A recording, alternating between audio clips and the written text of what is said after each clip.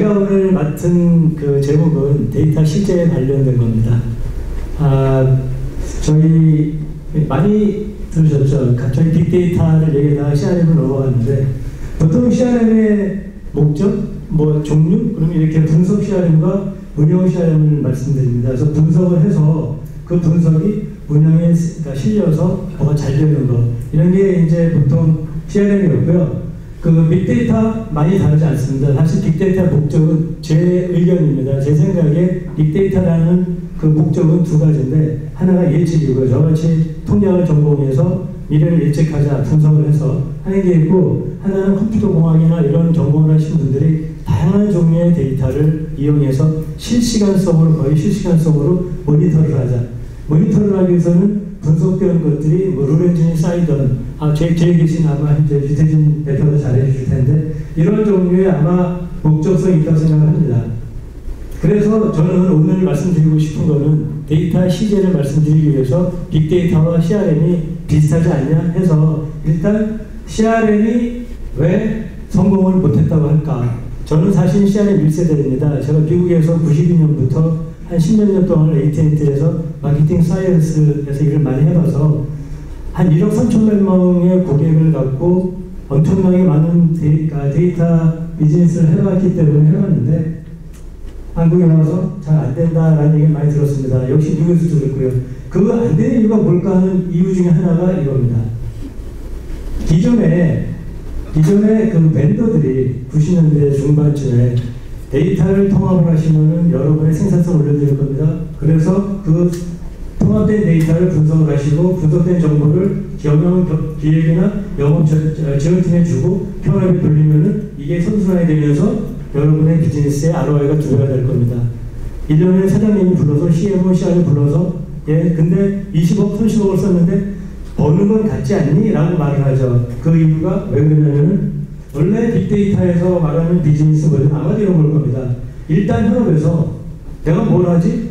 어떤 걸 할까? 라는 걸 먼저 결정을 하고, 그러면 어떤 방법으로 할까? 우리가 있는 게 뭐고 없는 게 뭐지? 없는 게 뭘까? 비정형 데이터도 있고 외부 데이터도 있고 사올까? 갖고 올까? 하는 게 이런 전략적인 게 되어지면은, 이제 우리가 갖고 있는 기반에 데이터를 수집하고 적재하고 분석을 할 수 있는 게, 예전에 RDB가 아니면 하드를 써볼까?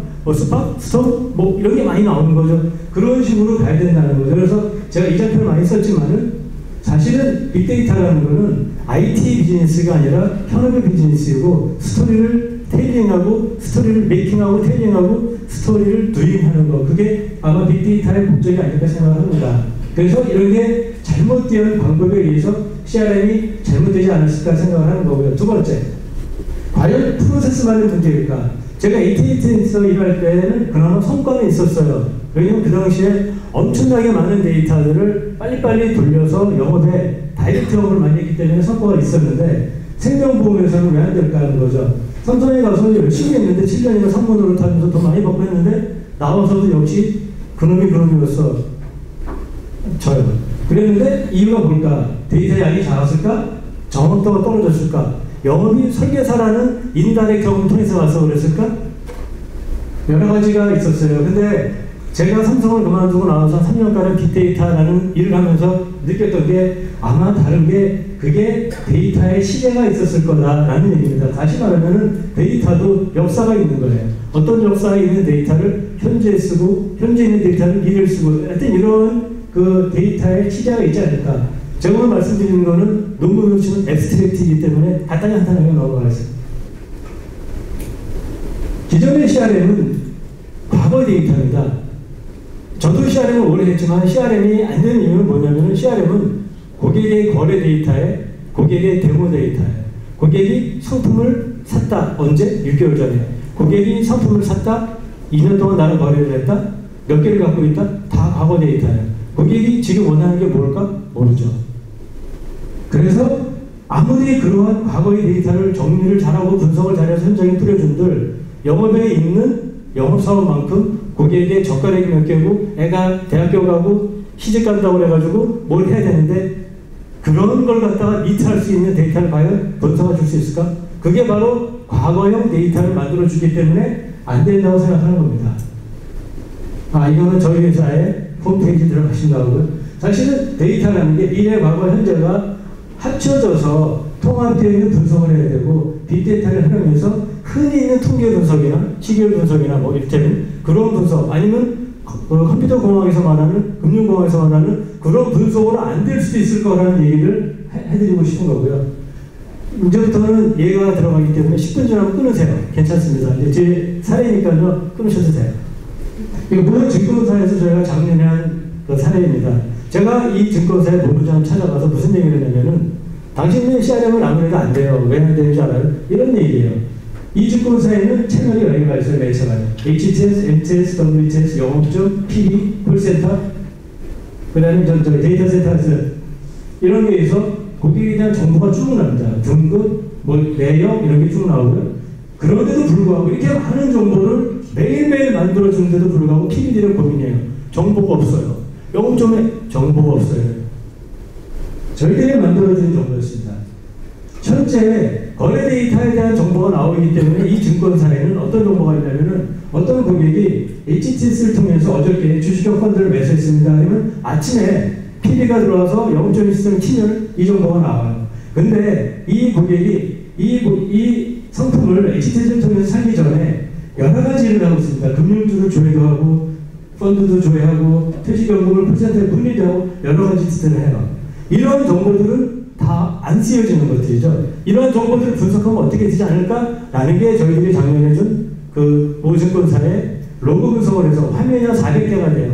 400개가 되면은 이 고객이 지금 뭘 하고 있는지, 삼성전자를 조회하고 있는지, 호가에 넣는지 안 넣는지, 그리고 두 번째로 여기서 나왔던 결과 중에 하나가 휴면 고객이 굉장히 많았는데 이 휴면 고객들이 알고 보니 굉장히 상시적으로 로그 분석을 하고 있었어요. 로그를, 그러니까 화면을 조회하고 있었다는 얘기죠. 무슨 일일까 하는 거죠. 이 증권사는 거래액이 수수료가 비싸요. 그러니까 시스템이 좋으니 여기 와서 열심히 조회를 하고 거래는 힘주고 가서 공짜로 하는 거죠. 그런 정보가 새로 생길 수가 있었다는 얘기입니다. 이래서 이게 과거 정보만 가지고 있는 CRM이 현재 정보, 현재 니즈를 갖고 있는 고객의 니즈를 줄 수가 없을 거라는 거고요. 넘어가고요. 뭐 빅데이터에 휴먼 데이터를 한다면 이런 거가 된다는 거겠죠. 시간적으로 소스는 내부, 외부 데이터가 합쳐져서 분석이 되어야 될 거 아니냐는 얘기고요. 그 다음에 또 하나입니다. 이건 저희들이 2년 전에 코스콤에서 3차에 걸쳐서 프로젝트를 진행했었고요. 지금 2달 전부터 다시 이제 2차 프로젝트를 하고 있는데 이게 한 20년 정도의 거래 데이터고요.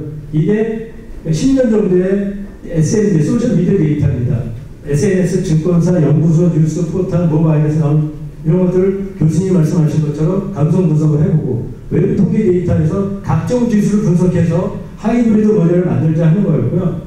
그걸 위해서 이러한 SMD들이 이러한 지금 말씀하신 그런 프로세스를 통하고 이런 프로세스를 통하는데 차이는 뭐냐면은 흔히 하는 통계 분석, 시계열이나 아니면 경제, 계량경제 모형이나 이런 모형들에서 나온 것들을 기본으로 하자. 그러나 아까 말씀드린 것처럼 걔네들은 가장 문제가 과거 데이터였고 과거 데이터의 가장 큰 문제는 평균을 수렴한다는 얘기입니다. 그 평균을 수렴하고 두 번째는 과거의 현상과 지금 현상이 다름에도 불구하고 그럼 우리가 이 단지 패턴만 보고 금융공학 하는 친구들이 하는 것처럼 패턴만 보고 지금을 예측할 수 있을까? 아마도 힘들지 않을까? 이 두 가지의 난제를 얘 갖고 해결하자라는 것에서 이게 현재형 데일리 피드라니까 현재 데이터, 과거 데이터, 그리고 더 과거 데이터 이렇게 해서 나오는 거고요. 미래 데이터가 안 나왔죠. 이게 몇 차례 안 보이시죠? 이게 포킹이고요. 이게 승무원이고요. 이게 뭐 임원이고 기인이고 라면이고 그렇게 나와요. 2014년도 4월 21일 날 생겼던 일입니다. 이 회사에 있는 임원이 대한항공에 있는 승무원을 이렇게 해서 나가는데 이게 이 회사 홍보팀이 엄청 셌기 때문에 그 다음 달부터는 어린이 사생대회, 독거노인 돕기 이렇게 막 나오면서 이 사건이 없어질 뻔했는데 우리는 알았죠. 그리고 우리는 주식을 파는 거죠. 그랬더니 3일 후에 결국은 9시 뉴스에 나온 거예요. 그리고 주가가 조금 떨어졌죠. 근데 다시 올라갑니다. 그때 다시 또 다시 뭐 사야 되는 거고요. 이게 뭐냐면 SNS나 뉴스 데이터는 미래 데이터라는 거예요. 단 갭을 분석해 주시라는 거죠. 3일의 갭이었다는 거예요. 그러니까 이런 정도의 뉴스, 좋은 뉴스, 나쁜 뉴스들이 나쁜 뉴스는 바로 나오고요. 이 정도로 좋은 뉴스는 좀 오래 지나갑니다. 그래서 이런 것들이 과거와 현재 미래 데이터라는 얘기고요. 이거는 저희가 작년에 그 재방송할 때 홍대 앞입니다. 홍대 앞인데 부총장 선거예요. 20대와 30대, 40대와 50대 위치가 다르죠. 많이 모이는 장소가.